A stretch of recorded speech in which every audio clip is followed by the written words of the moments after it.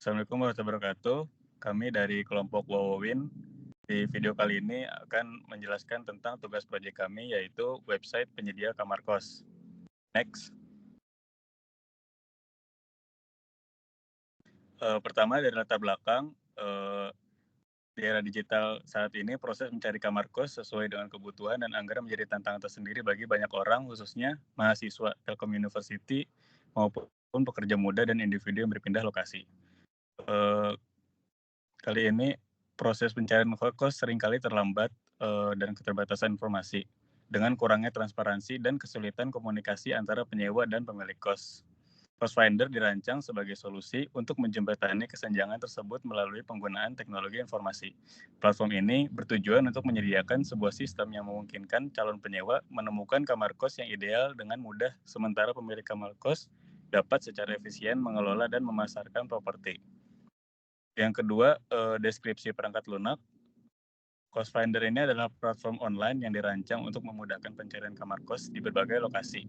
Aplikasi ini menghubungkan pemilik kos dengan calon penyewa, memberikan informasi terperinci tentang fasilitas, harga, lokasi, dan ulasan dari penghuni sebelumnya. Dengan interface yang ramah pengguna, Cost Finder bertujuan untuk menyederhanakan proses mencari tempat tinggal yang sesuai dengan kebutuhan dan anggaran penggunanya. Pada aplikasi ini, mahasiswa dapat mencari kamar kos berdasarkan kriteria tertentu seperti lokasi, fasilitas, harga, dan lain-lain. Informasi lengkap tentang masing-masing kos mulai dari deskripsi, foto, tarif sewa, fasilitas yang ditawarkan, hingga detail kontak pemilik kos tersedia dengan jelas dan detail di aplikasi Cost Finder ini. Next. Silakan. Selanjutnya untuk peran pengguna perangkat lunak, ya ini ada 3, yaitu pemilik kos, penyewa kos, dan admin. Untuk pemilik kos ini, pengguna yang mendaftarkan properti kos mereka untuk disewakan.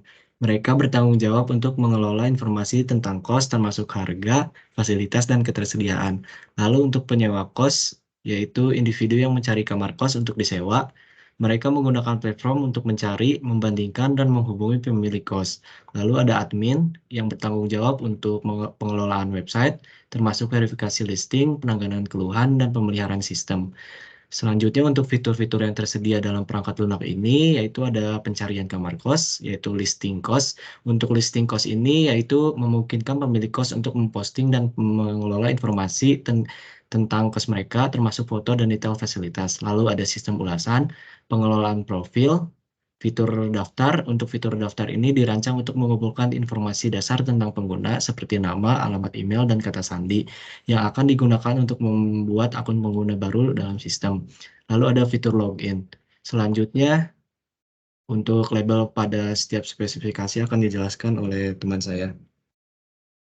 Terima kasih atas kesempatannya. Saya akan lanjutkan untuk label pada spesifikasi.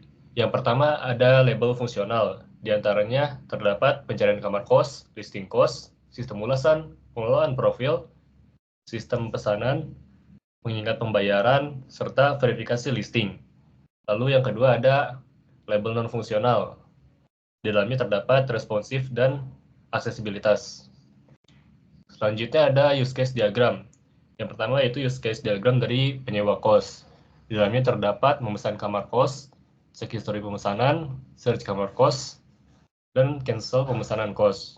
Lalu yang kedua adalah sistem admin. Di dalamnya terdapat mengelola data pengguna, memperbarui ketersediaan kamar kos, dan yang terakhir ada use case diagram dari pemilik kos. Di antaranya yang pertama adalah mencari kamar kos, yang kedua mengecek apakah kamar tersedia, yang ketiga menghubungi penyewa kos, dan yang keempat pembayaran kepada penyewa kos. Next. Boleh dilanjut untuk saudara Dava. Baik, untuk poin G ada use case skenario. Yang pertama ada aktornya. Aktor yang pertama itu adalah penyewa kos. Yang di sini individu yang mencari dan menyewa kamar kos. Yang kedua, aktornya itu adalah pemilik kos, yang dimana individu yang memiliki dan mengelola kamar kos.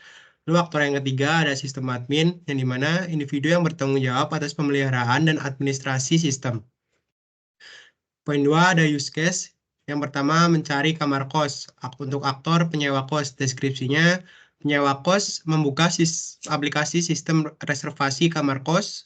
Yang kedua, penyewa kos memasukkan kriteria pencarian seperti lokasi, harga, dan fasilitas. Lalu yang ketiga, ada sistem menampilkan daftar kamar kos yang sesuai dengan kriteria pencarian. Lalu selanjutnya ada penyewa kos dapat memilih kamar kos yang ingin dilihat detailnya. Lalu yang terakhir ada sistem menampilkan informasi detail tentang kamar kos seperti foto, deskripsi, dan harga. Lalu yang kedua ada pengecekan apakah kamar tersedia. Untuk aktornya adalah aktor penyewa kos. Untuk deskripsinya, penyewa kos memilih tanggal check-in dan check-out. Yang kedua, sistem memeriksa ketersediaan kamar kos pada tanggal tersebut. Yang ketiga, sistem menampilkan informasi ketersediaan kamar kos.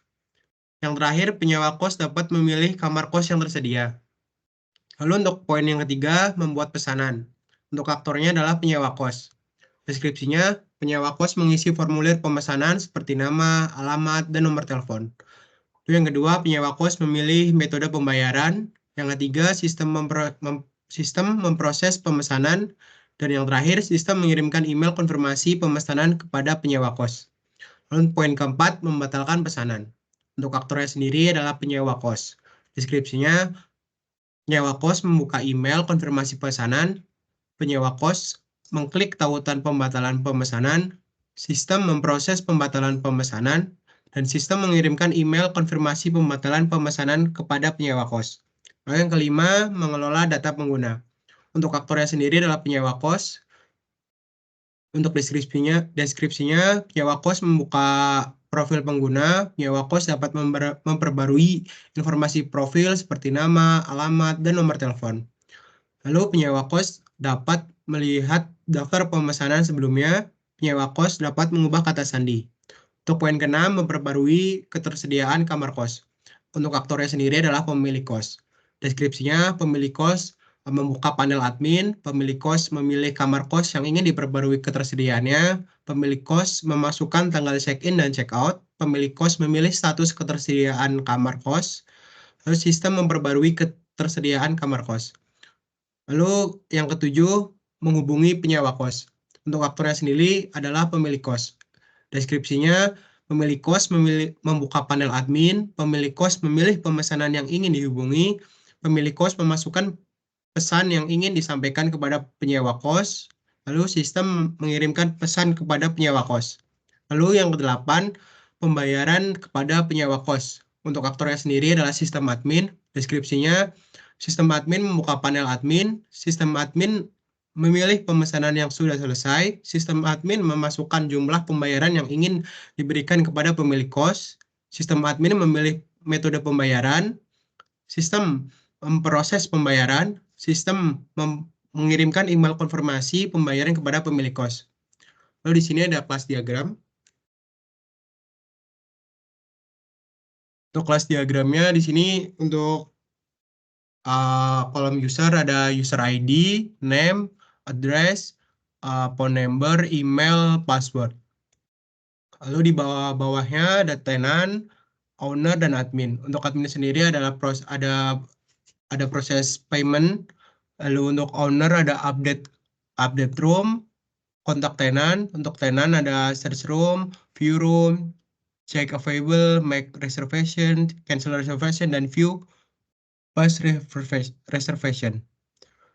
Lalu di bawahnya tenant ada reservation, yang dimana terdapat reservation ID, room ID, tenant ID, start date, end date, dan statusnya. Lalu di bawahnya owner ada room, yang mana room ini terdapat room ID, owner ID, deskripsi, price, dan fasilitasnya apa aja. Lalu di bawahnya room ada payment yang terhubung ke reservation, ada payment ID, reservation ID, amount, dan payment method. Selanjutnya akan dijelaskan pada Saudara Lutfi, silakan. Baik, selanjutnya adalah activity diagram. Di activity diagram ini ada 3 poin. Yang pertama yaitu penyewa kos mencari kos. Bisa di zoom.